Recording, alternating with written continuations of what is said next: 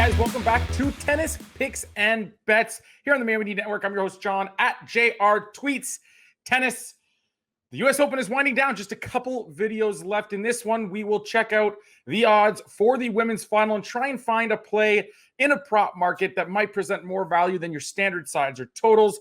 But before we get to that, as always, make sure to like this video, comment with your favorite play for the women's final down below. And then, of course, subscribe to the Mayo Media Network YouTube channel and click the bell to make sure you're receiving notifications from the YouTube channel across all sports, because there's great content all across the Mayo Media Network here on YouTube.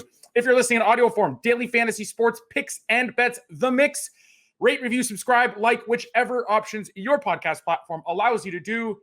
And that is that. Now, on to the final. We have a Canadian woman in the women's final for the second time in 3 years. Pretty darn exciting, if you ask me, as a Canadian tennis fan. Also, a little note, Raducanu, the Brit, born right here in Toronto. So either way, a Canadian-born woman is going to win this year's U.S. Open.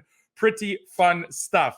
Now, on to the match. Two women who have come out of nowhere, neither ranked inside the top 70, although that will change for Leylah on Monday, when she will enter, of course, that top 70 when the fresh rankings come out. So a pretty obviously surprising final here between two of the future WTA stars. Raducanu having to come through qualifiers, and boy, has she been impressive.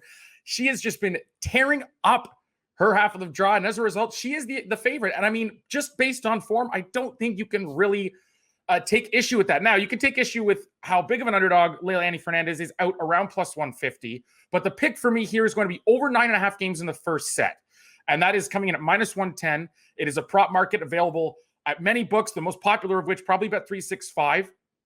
And I just think that we do see a pretty long set. You saw Leylah, who can recover breaks, who does return very well, and who can hold her serve pretty decently. You saw in her last match, her problem solving on court for a teenager is absolutely incredible. She just turned 19 during this U.S. Open. And against Aryna Sabalenka, she looked lost. She had lost, I believe, 12 of the first 14 points to go down 3-love in the opening set of her semifinal. Really found a way to problem solve. She took a tiny bit of pace off her first serve, but not too much. And then we were seeing her locate it to the point where Sabalenka could not take big cuts. And that is where she really evened the match out. Sabalenka, of course, gifted a lot of double faults along the way. She is error prone with her style. And Leylah Fernandez took advantage. She redirected pace really well. She didn't get too comfortable in a defensive role. She knew she was going to have to take it to Aryna, take time away from Aryna Sabalenka to line up the ball in her hitting zone. And so her problem solving on court, really smart. We saw her able to hold serve with relative ease throughout that match after those opening 3 games of the match. Some comfortable holds from her, and I think that is a good sign here. As Raducanu, same thing. And boy, both of these women's rally tolerance is incredible. We should see some fun tennis tomorrow, unless both of them are off, or one of them is off, or one of them succumbs to nerves. These two are very, very skilled. We should see plenty of long rallies. We should see some great angling, some great shot making. I'm really excited, and I think with both of these women serve in the last round having held up or having progressed, both of these women's ability to return and stay in rallies and not commit errors, and of course the fact that we have two pretty evenly matched women in general in this matchup, I think we see some close sets and a close match. So over 9.5 games in the first set at minus 110 is the better value for me than the over 22.